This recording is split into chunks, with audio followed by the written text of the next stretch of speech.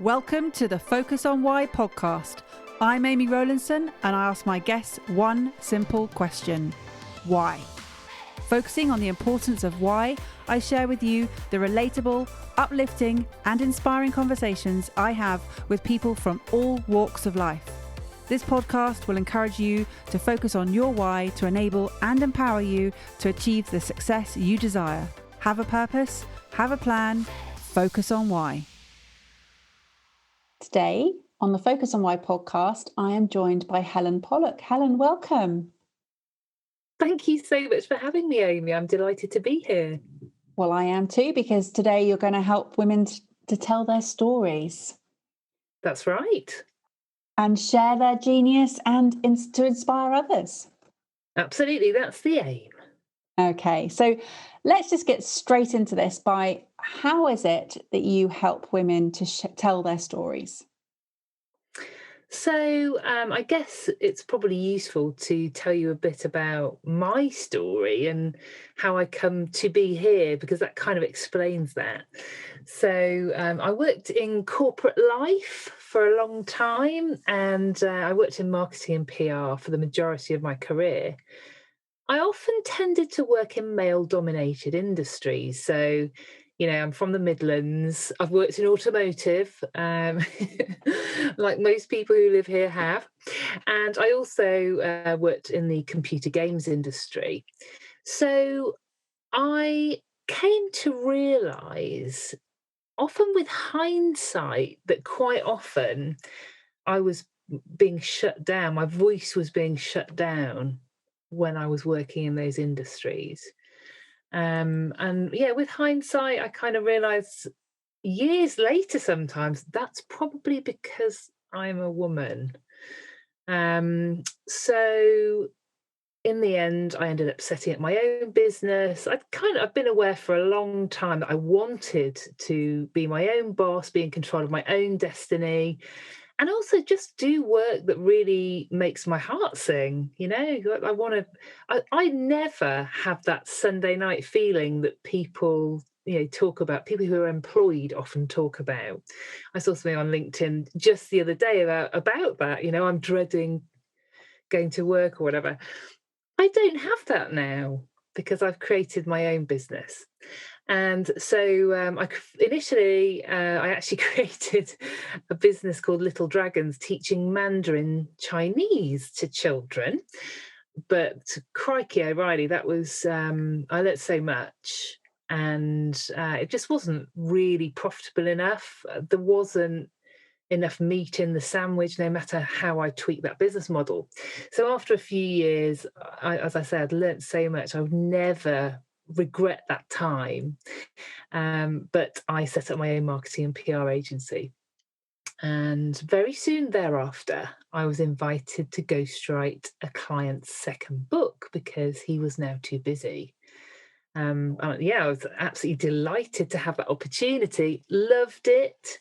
And then other people asked me to ghostwrite their books. And then after a while, I had people saying to me, well, I want to write my book by myself, but I know I'm going to need some support and accountability. And I just feel a bit overwhelmed and don't know what to do first. So could you help me with that? And I thought, well, that kind of sounds like book coaching. Yeah, I think I can do that. So I then started becoming a book coach. And I particularly enjoyed working with women clients who often were lacking in confidence. And most of my clients are very successful women. You would expect them possibly to be full of confidence and come to me for help with their book, and they know what they're going to say and they know who it's for and they've got an audience and all that kind of thing, and they're feeling very confident about things. But that's just not what I've experienced. My clients often say, Helen, I'm not sure people will want to read this book. And people with like MBEs and OBEs have said those words to me, and it drives me nuts. because we need to be sharing these fabulous women's stories. They need to be sharing their stories, owning their stories.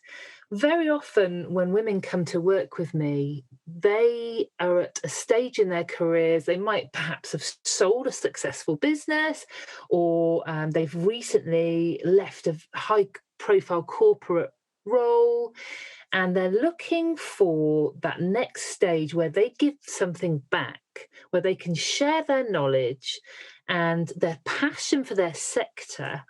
And very often they want to inspire the next generation of women or of young people who are going to come into their sector.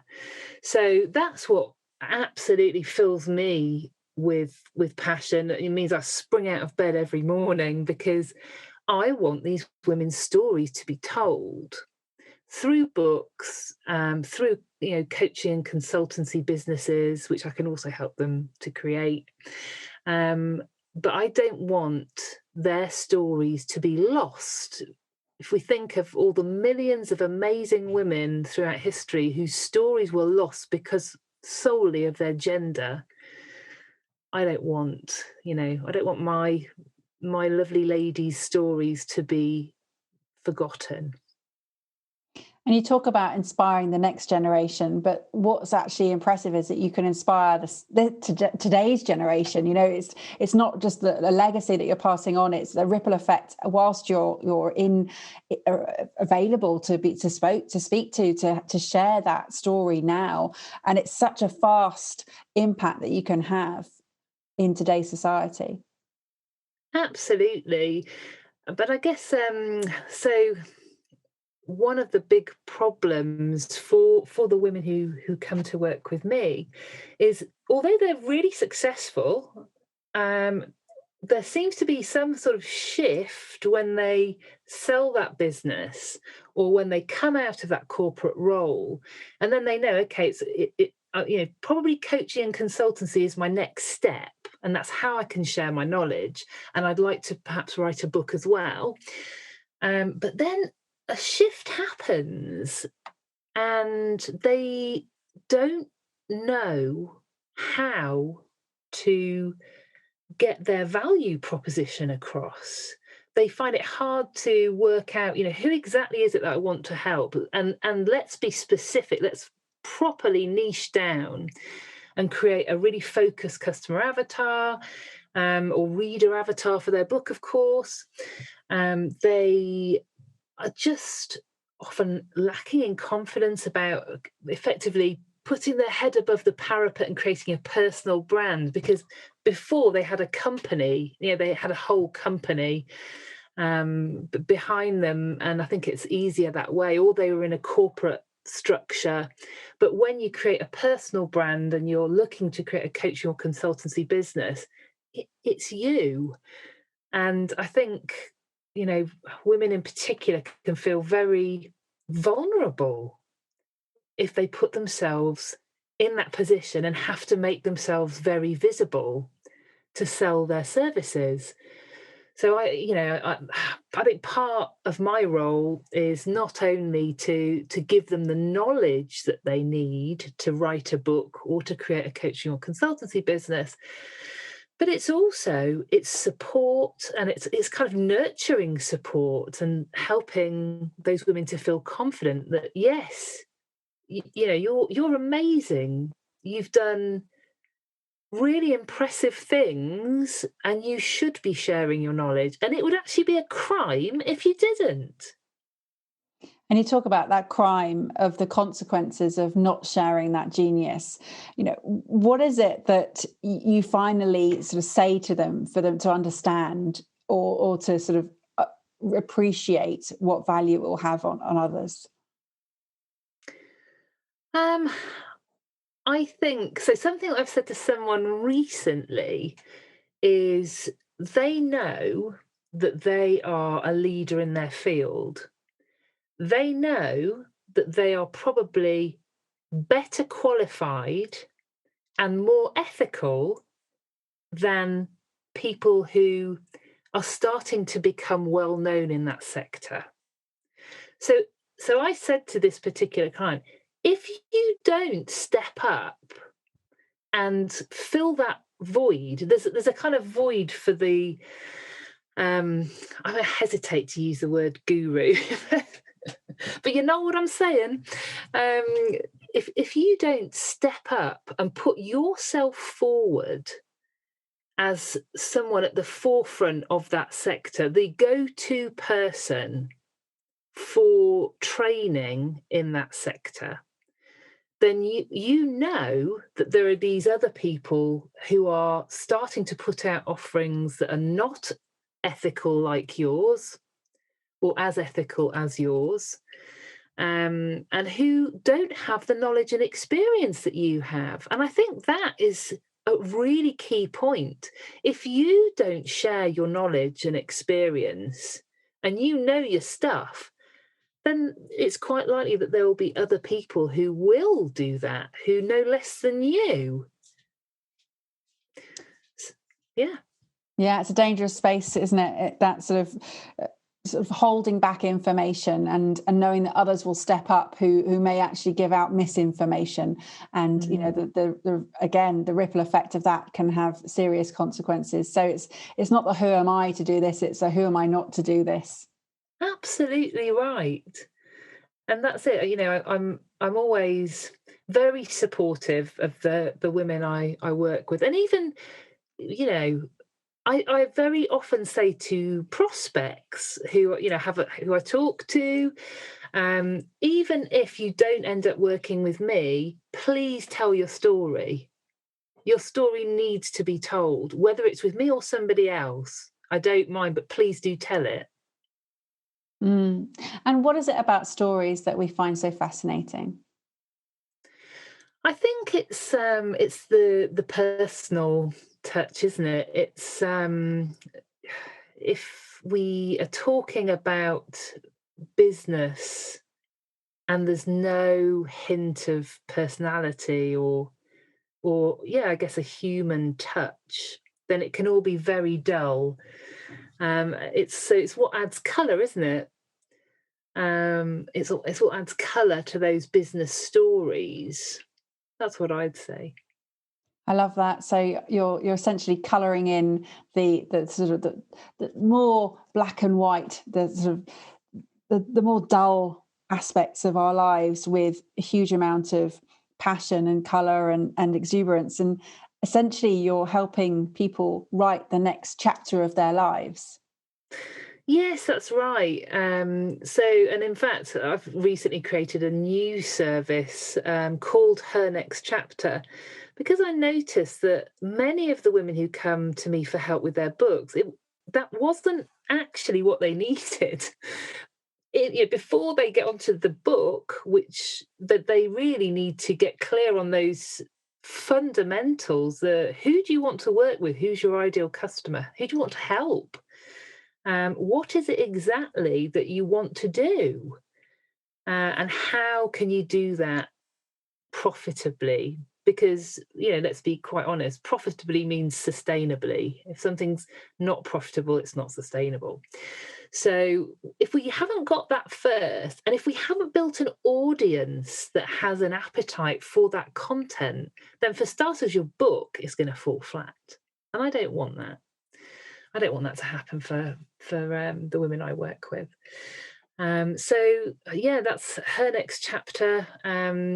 Is not directly related to books in any way, but draws on my background in marketing and PR and helps women to create a personal brand and build an audience so that whatever they put out there, coaching, consultancy, courses, books, will be successful. And as I say, if you don't do that work first and build that audience, then it doesn't matter how amazing your book is, it probably won't sell. And that would be such a shame and really a bit of a crime too. And have you always loved writing, Helen? I have. So a few months ago, my parents they gave me a load of stuff. They're always trying to, get rid of stuff from their house, anything that they can give to me and my sister. They do.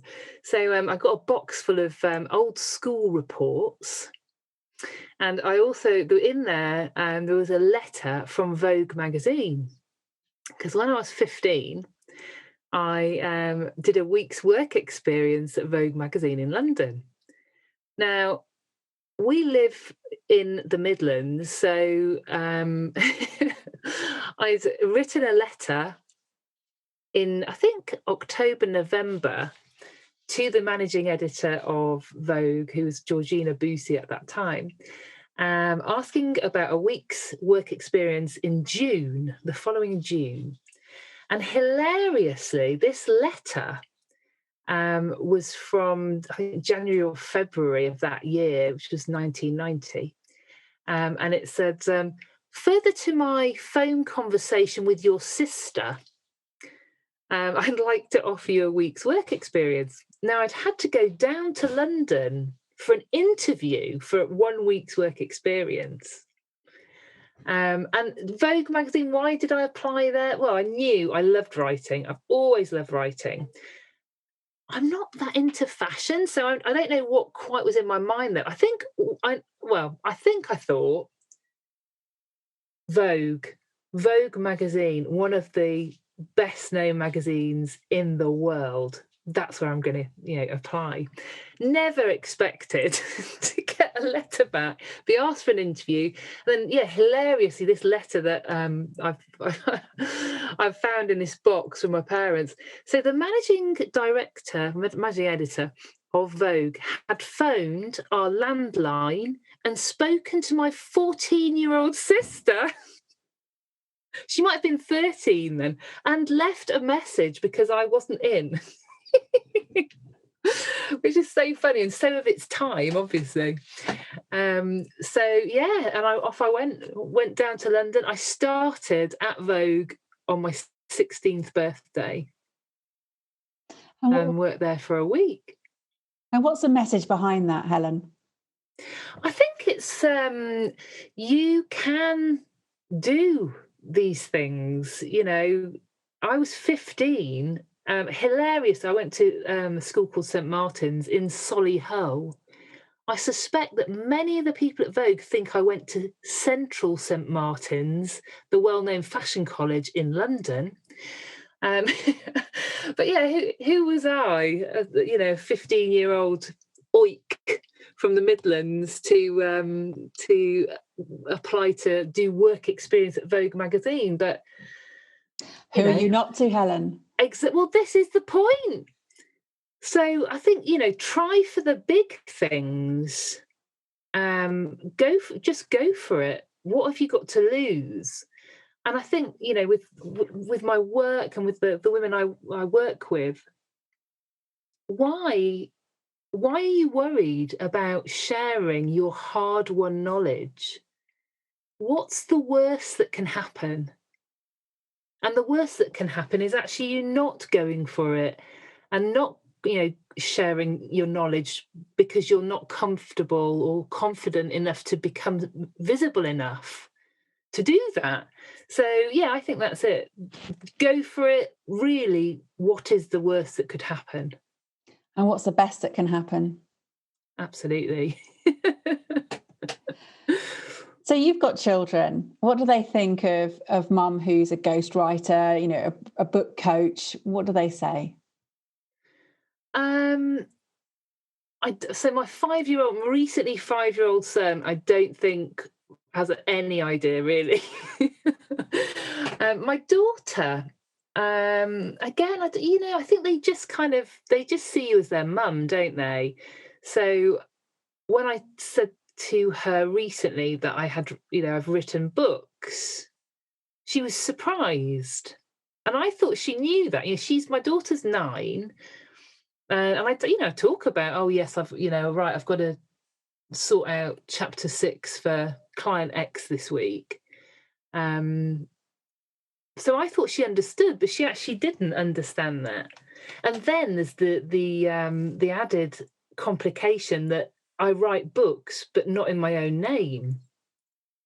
So that's a tricky one for a child to get their head around. Book coaching, I think, is probably a bit more straightforward, because I just say, I help women to write great books. So yeah, I think. Sorry, I was going to say, when's Helen's book coming out? Well, Amy, it's funny you should say that.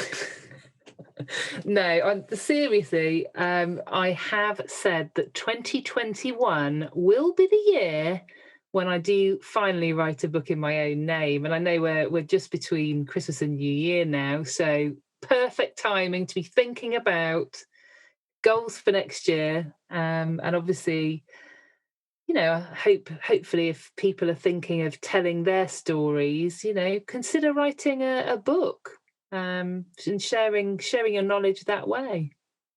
And how easy is it to have a book written for you by a ghostwriter? What is the process behind that?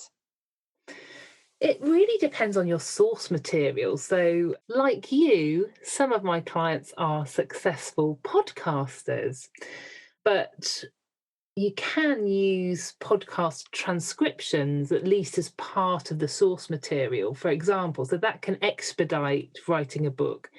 If you were to have podcast transcriptions to hand, you might have an online course that will also, there might be a lot of material that you could use to create a book.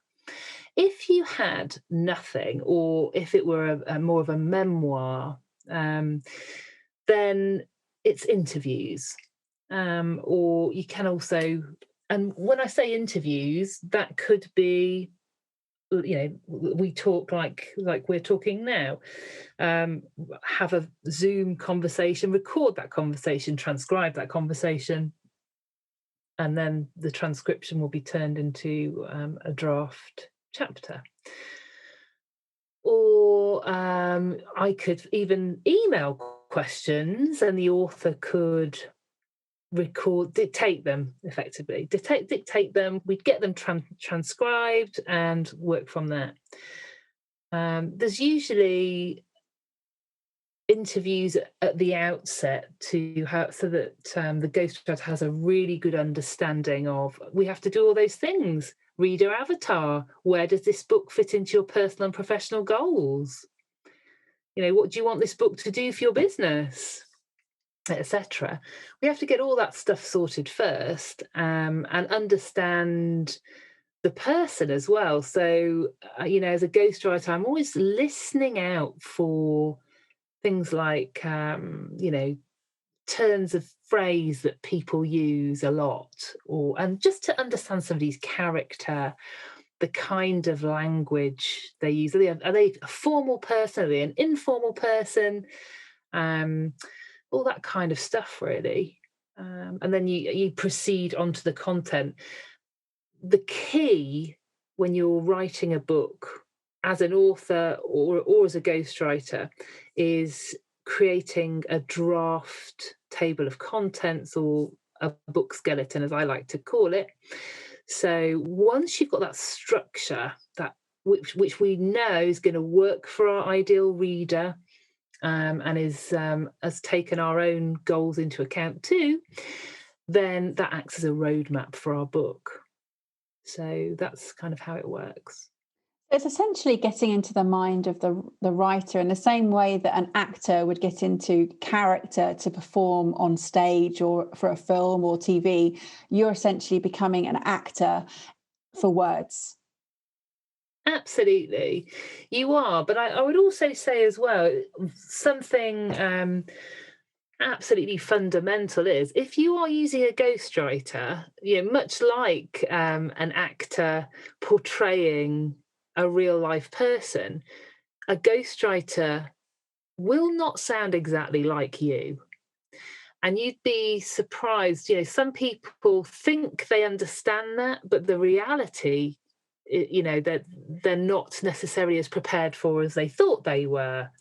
So you do have to relinquish control a little if you use a ghostwriter. Most people use a ghostwriter because they don't have enough time to write a book. That's the most common reason. So yeah, people need to know that.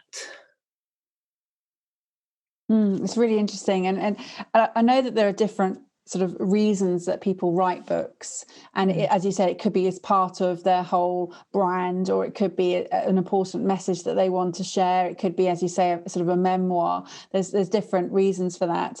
And again, that also then kind of dictates the audience of who's going to be listening or reading it, if it depends if it's on an audio version or not.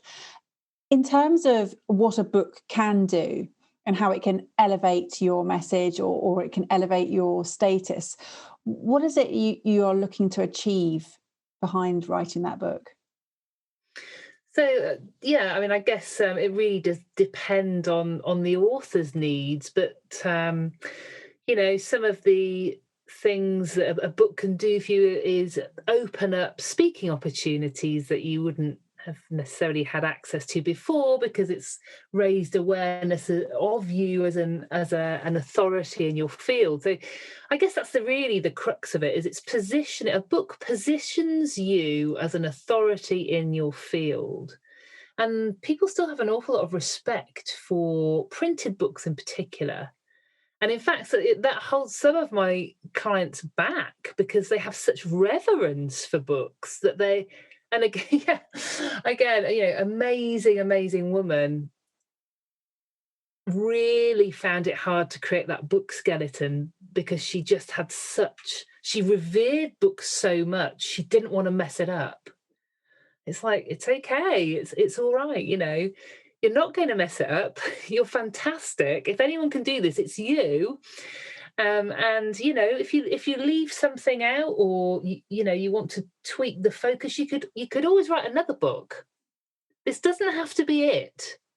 But anyway, if you have a kind of value ladder of services where, one-to-one work, coaching or consultancy is at the top of that ladder, but you want to share your knowledge in a way that's accessible to pretty much everyone, then sometimes a book will be the kind of most accessible rung on that ladder financially.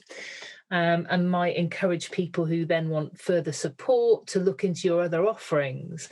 So there are so many ways that a book can help your business.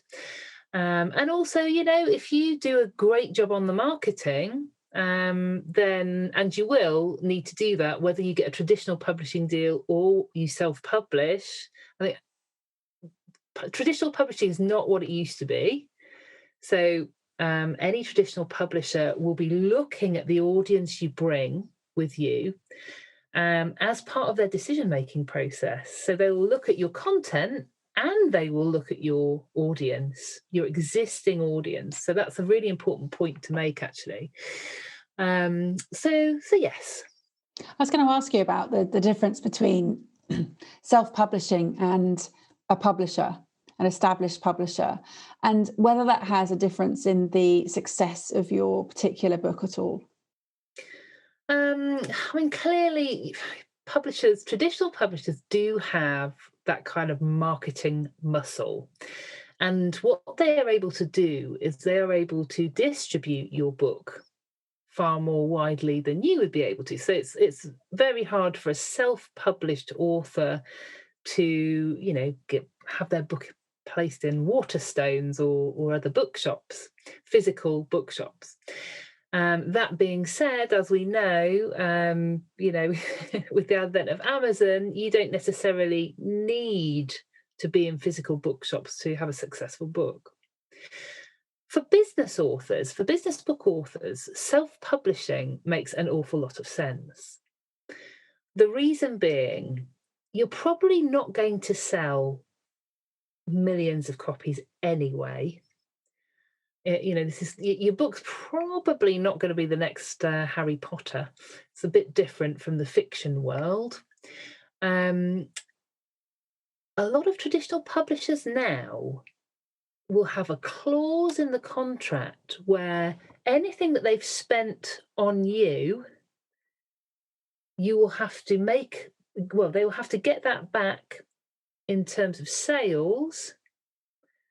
And so there'll be a certain number of book copies sold named in the contract. And if you don't meet that, they will expect you to buy copies back, which a lot of people are not aware of. And even if you were to sell loads and loads of copies, if you've got a deal with a traditional publisher, you'll only get a tiny percentage of royalties once you've paid effectively they've made back what they've outlaid on you. So self-publishing authors make a far greater proportion, a bigger percentage of royalties than traditionally published authors. And as I say, because you're probably not going to be selling millions of copies as a business book author, that makes a lot of sense. And you also have control of, the cover design and how the layout inside and all that kind of stuff. If a traditional publisher doesn't agree with your choices, then they will overrule you. So it's actually not as difficult to get a book out there as it used to be. It's not in terms of the process, but as you say, it's about how you actually then approach that particular book writing, which is going to make a huge amount of difference. And I definitely sit in the same camp as the lady you described earlier, which holds in such high sort of reverence. I mean, honestly, that's probably my biggest sort of block for myself, is that I absolutely love books, and I'm like, well, who am I to write one? Even though I get asked daily by people say, well, when's the book coming out? And husband particularly, that's why it's a daily conversation. But yeah, it definitely needs to be on the agenda for 2021. So I will be exploring this more. Exactly. It's not who am I. It's you absolutely can do it, and you should do it. Well, I'm very excited to do it, and I'm looking forward to reading yours as well. So how would people get in touch with you, Helen, if they're looking to reach out and find out about her next chapter? So I'm very active on LinkedIn. So, it's under my name. So Helen Pollock on LinkedIn. I have a website, which is www.thecontentdoc.com. And those are probably the best ways to get in touch with me. And I have recently created a guide to effective business messaging, which I've called The Mystery of the Muddled Message. Which I would be very happy to share with your readers. So I'm sure I can give you a link, and perhaps that might be in the show notes. That's me, I think. Happy to share The Mystery of the Muddled Message in my show notes, as well as your LinkedIn and website details. No problem at all. Helen, it's been an absolute joy talking to you about writing. I mean, I love speaking, but I love writing more, and I love reading. So I'm very excited to explore this to this level today. Have you got a final message for the audience, please? I think just please do share your story. I am really so sad to see regularly encounter fabulous women hiding their light under a bushel. We don't have to do that now. So please don't, find ways to share your story, share your genius, your hard-won knowledge, and inspire others. Thank you for listening to the Focus on Why podcast. I'm Amy Rowlandson, and if you've enjoyed this episode, please leave me a 5-star Apple Podcast review. Connect with me on LinkedIn, Instagram and Facebook, and become a member of my inspiring, uplifting and positive Focus on Why Facebook group. I help people to focus on their why with clarity, uniting their passion with their purpose with a plan, to create the life they truly desire. If you would like me to help you focus on your why, then please book a free 20-minute coaching call via calendly.com/Amy Rowlandson. And if you haven't already, please sign up for the Friday Focus weekly newsletter via my website, amyrowlandson.com. Have a purpose, have a plan, focus on why.